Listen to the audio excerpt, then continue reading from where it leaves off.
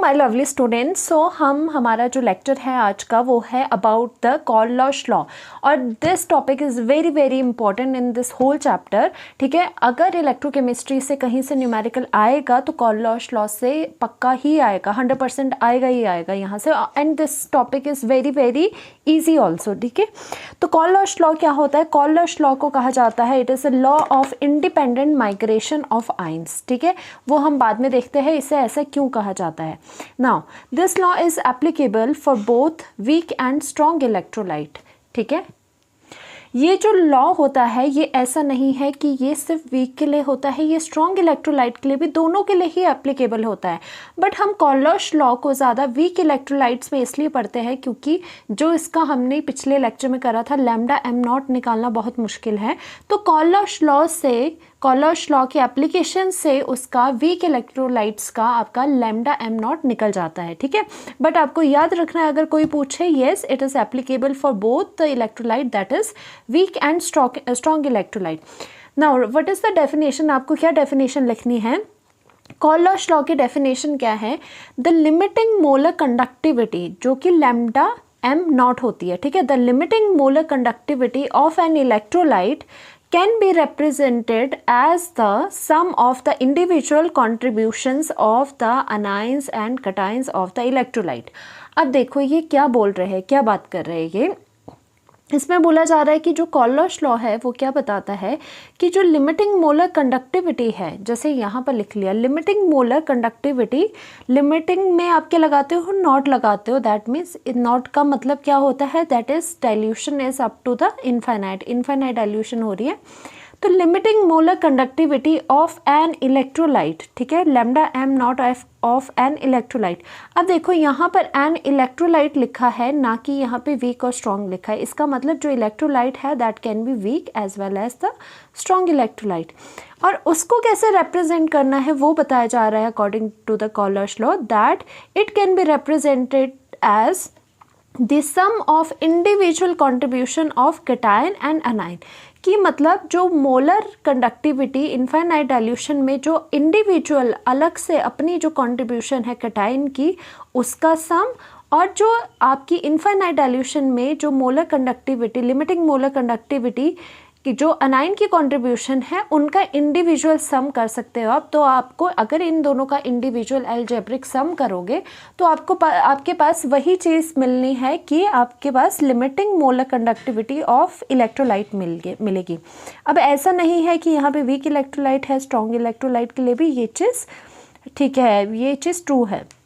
एक और चीज़ यहाँ पर जैसे मोलर कंडक्टिविटी है, लिमिटिंग मोलर कंडक्टिविटी, और उसी तरह से यहाँ पर लिमिटिंग इक्विवेलेंट कंडक्टिविटी भी हो सकती है। लैम्डा ई नॉट के लिए भी ये लॉ आपका एप्लीकेबल होता है। अब डिटेल में इसकी बात करते हैं। हमने देख लिया कि जो भी limiting molar conductivity of an electrolyte वो कैसे लिख सकते हैं। देखो जो कैपिटल एम है वो है किसकी? इलेक्ट्रोलाइट की लिमिटिंग मोलर कंडक्टिविटी।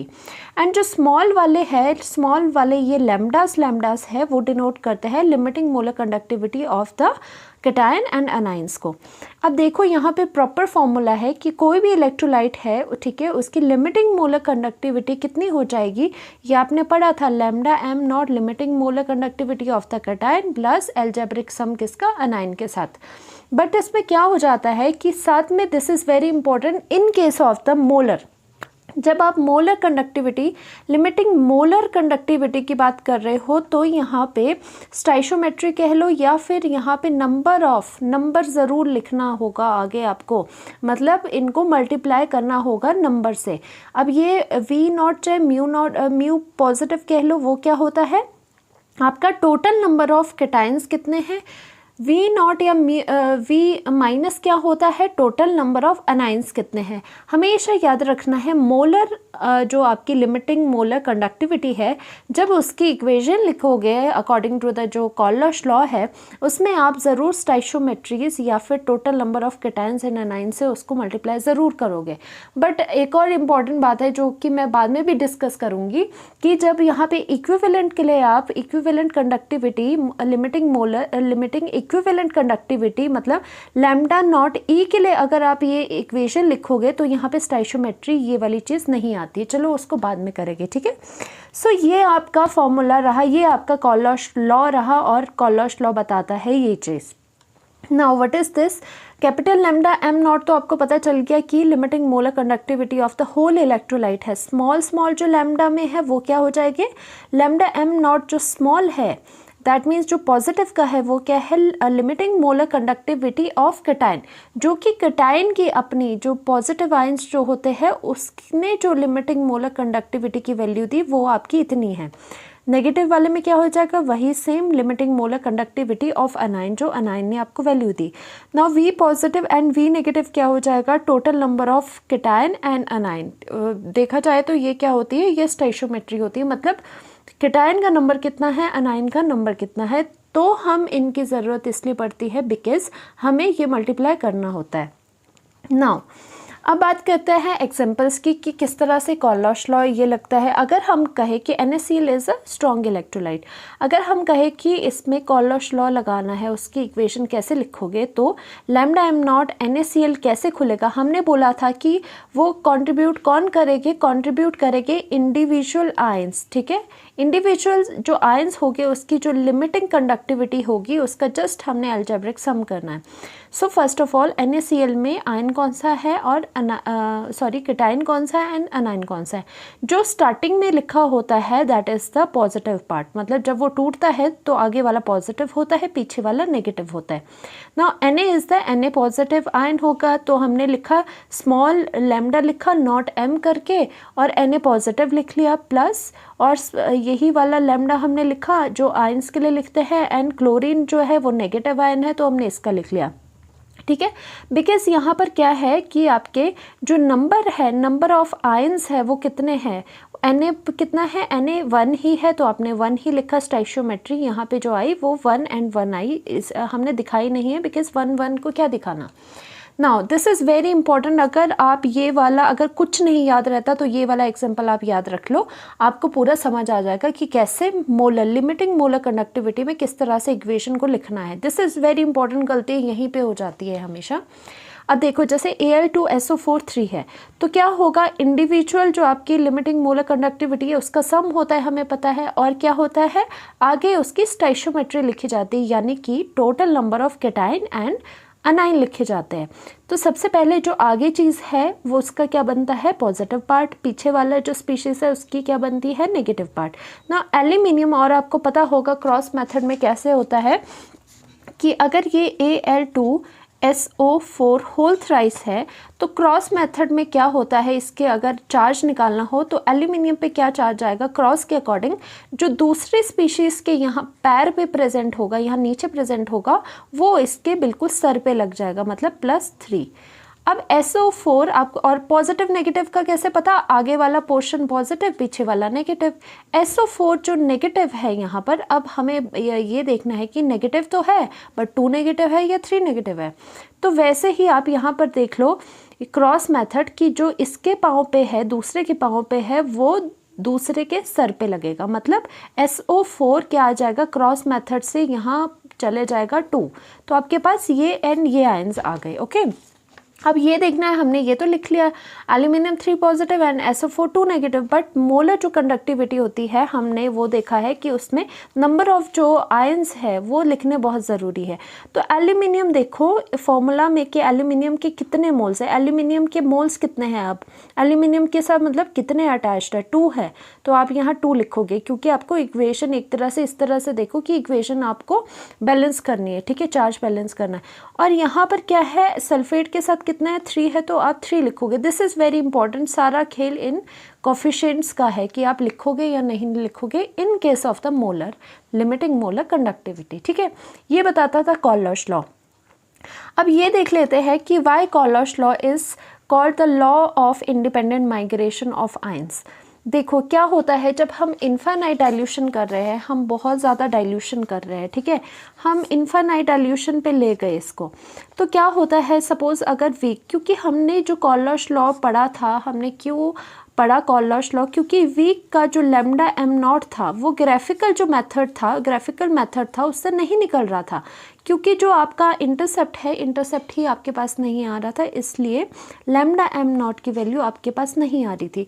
फिर हम कॉलर्श लॉ पे गए, जो कि यानी कि वो वीक एंड स्ट्रॉन्ग इलेक्ट्रोलाइट दोनों के लिए एप्लीकेबल है, बट हम ज़्यादा क्या होता है, क्योंकि देखो स्ट्रॉन्ग इलेक्ट्रोलाइट में जो लैम्डा एम है वो ग्राफिकल मेथड से भी निकल जाएगा, आपको पता है ऐसा ग्राफ बनता है स्ट्रॉन्ग का, और एक्स्ट्रापोलेट करके यहाँ पे इंटरसेप्ट लैम्डा एम नॉट निकल जाएगा स्ट्रॉन्ग इलेक्ट्रोलाइट के लिए। बट वीक इलेक्ट्रोलाइट के लिए क्या है, वीक इलेक्ट्रोलाइट के लिए तो ग्राफिकल जो आपका मेथड है वो तो बचा नहीं, तो स्ट्रॉन्ग के लिए तो इससे भी निकल जाएगा, और कॉलर्श लॉ से भी स्ट्रॉन्ग के लिए लैम्डा एम नॉट निकल जाता है, ऐसी बात नहीं है, ठीक है। बट क्या होगा, जो वीक इलेक्ट्रोलाइट है बेचारा, ग्राफिकल मेथड तो उसके लिए ख़त्म हो गया, क्योंकि उससे तो लैम्डा एम नॉट निकला ही नहीं, क्योंकि उससे इंटरसेप्ट तो हुआ नहीं। अब क्या होगा, ये पूरा का पूरा कॉलर्श लॉ पे डिपेंड है वीक इलेक्ट्रोलाइट। तो वीक इलेक्ट्रोलाइट में क्या होता है, एक तरह से जब इनफाइनाइट डाइल्यूशन हो जाती है, और आपको पता है जब इनफाइनाइट डाइल्यूशन होती है तो आपके क्या है, जैसे जैसे डाइल्यूशन होती है वैसे वीक इलेक्ट्रोलाइट में नंबर ऑफ आयंस बढ़ने लग जाते हैं, मोर डिसोसिएशन होती है, ठीक है, ज़्यादा से ज़्यादा आयंस बनने लग जाते हैं। तो अब क्या होगा, जब तो इनफाइनाइट डाइल्यूशन पे ये चीज़ पहुंच जाएगी, इसका मतलब मैक्सिमम आपके मैक्सिमम आयंस यहाँ पे प्रोड्यूस हो रहे होंगे सॉल्यूशन में, ठीक है, बहुत सारे आयंस आपके प्रोड्यूस हो रहे होंगे। तो एक तरह से जब इनफाइनाइट डाइल्यूशन होती है उस पर क्या होता है, एक तरह से अगर देखा जाए लेमन टर्म में बोला जाए तो वीक इलेक्ट्रोलाइट भी एक तरह से स्ट्रॉन्ग इलेक्ट्रोलाइट की तरह एक्ट करना शुरू कर जाता है, क्योंकि डिसोसिएशन ऑलमोस्ट 100% या फिर ऑलमोस्ट नियर टू 100% होने लग जाती है। तो कॉलर्श क्या बताता है, तभी कॉलर्श बताता है, चाहे NaCl हो चाहे आपका वीक इलेक्ट्रोलाइट हो, इसीलिए ये बताता है कि जो लिमिटिंग मोलर कंडक्टिविटी है वो डिपेंड करेगी उनके इंडिविजुअल आयंस पे, क्योंकि वीक इलेक्ट्रोलाइट में भी अब सारे के सारे आयंस बन चुके हैं, ठीक है, इसीलिए हम आयंस पे डिपेंड हो सकते हैं उसकी मोलर कंडक्टिविटी के लिए। अब बोला जाता है इंडिपेंडेंट माइग्रेशन ऑफ आयंस।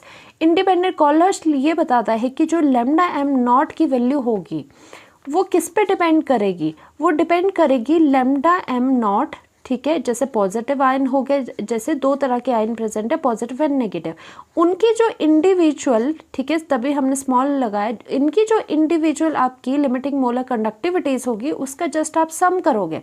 यानी कि इंडिपेंडेंट माइग्रेशन ऑफ आयंस का क्या मतलब है कि जो ये पॉजिटिव आयन की मोलर कंडक्टिविटी है और ये नेगेटिव आयन की मोलर कंडक्टिविटी है, इसका बोलने का ये मतलब है कि जो ये आयंस है, आयंस अपनी अपनी कंडक्टिविटी कंट्रीब्यूट करेंगे, ये वाला जो आयन है ये इसको डिस्टर्ब नहीं करेगा, ठीक है, ये अपनी कंडक्टिविटी देगा, और ये वाला जो आयंस है वो उसको डिस्टर्ब नहीं करेगा। तो इसीलिए ये लॉ कहा जाता है law of independent migration of ions. जो आयंस हैं वो सॉल्यूशन में क्या है, इंडिपेंडेंटली माइग्रेट कर रहे हैं, मतलब दूसरे की कंडक्टिविटी से पहले वाले को कोई फर्क नहीं पड़ता। Each of them will give the individual contribution of the molar conductivity, ठीक है, तभी इसे कहा जाता है law of independent migration of ions. At infinite dilution each ionic species make a contribution to the conductivity. आपको पता है, ठीक है, कि lambda positive and negative contribute करेंगे, ठीक है, to the whole molar conductivity, limiting molar conductivity of the solution. That depends only on the nature of that particular ion, मतलब जो आपकी लिमिटिंग मोलर कंडक्टिविटी है वो पर्टिकुलर आयन पे depend कर रही है, and is independent of the other ion present. कि जो ये स्मॉल ये बोले जा रहे हैं, ये जो स्मॉल लैम्डास है वो independent of the other ions हो गए, मतलब जो जिसका है वो अपने तक ही सीमित रहेगा, ठीक है, independent of the other ion present, उससे कोई फर्क नहीं पड़ता। मतलब एक तरह से ये होता है ना कि दूसरे आयन का पहले पे इन्फ्लुएंस पड़ता है, बट कॉलर्श लॉ में ऐसा नहीं होगा, क्योंकि सबकी क्या है इंडिपेंडेंट, आपने क्योंकि अब इंडिपेंडेंट कंडक्टिविटीज देख ली है, आपने बोला ही ये है कि जो होल कंडक्टिविटी होगी उसको कैसे मेजर करना है, sum of individual molar conductivity at infinite dilution. इसीलिए कहा जाता है कि ये लॉ क्या है, law of independent migration of ions, कि अब डिपेंड ही नहीं करा उसकी कि आयन कौन सा है, इसलिए law of independent migration of ions. और एक और चीज़ जो बहुत इंपॉर्टेंट है, ये तो बात थी हमारी मोलर कंडक्टिविटी की, ओके। नाउ कॉलर्श लॉ जो है वो equivalent conductivity at infinite dilution, that is lambda E0, ठीक है, equivalent conductivity at infinite infinite dilution, ये जो सारा है वो इनफाइनाइट डाइल्यूशन पे है, ठीक है। जो कॉलर्स लॉ है वो इनफाइनाइट डाइल्यूशन पे ही देता है इक्वेशंस। नाउ देखो बहुत इंपॉर्टेंट है, जैसे कि आपने लिमिटिंग इक्विवेलेंट कंडक्टिविटी कह लो या फिर equivalent conductivity at infinite dilution, जैसे कि आप लैम्डा ई नॉट से डिनोट करते हो। सपोज BaCl2 की आपको लिखनी है according to the Kohlrausch law, तो आप कैसे लिखोगे, इंडिविजुअल आयंस की लिमिटिंग इक्विवेलेंट कंडक्टिविटी लिखोगे, ठीक है। बट एक चीज़ इसमें है, इसमें there will be no stoichiometry और there will be no number of positive charge और द नेगेटिव चार्ज। ये डिफरेंस है आपके मोलर लिमिटिंग मोलर कंडक्टिविटी में और इक्विवेलेंट वाले में।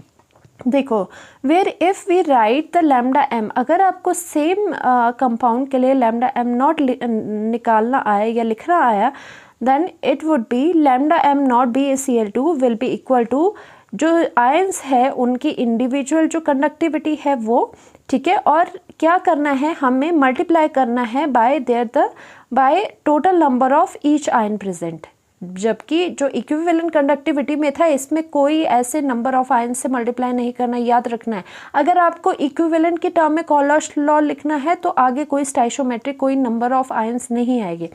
अगर मोलर कंडक्टिविटी में लिखना है लिमिटिंग मोलर कंडक्टिविटी में, तो there would be definitely the number of ions present, ठीक है। Number of ions, we should multiply the number of ions by the each unit.